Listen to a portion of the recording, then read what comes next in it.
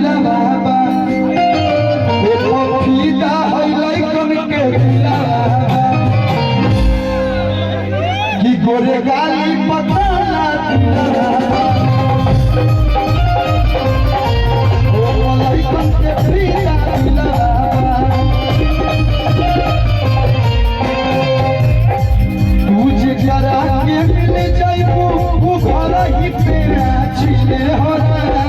तुझे जरा के मिल जाइबू वो घर ही पे और रोशन भैया गौरव भैया सौरभ भैया तीनों लोगों की तरफ से ये देवर बोल रहा है कि तहरा जैसन सुनर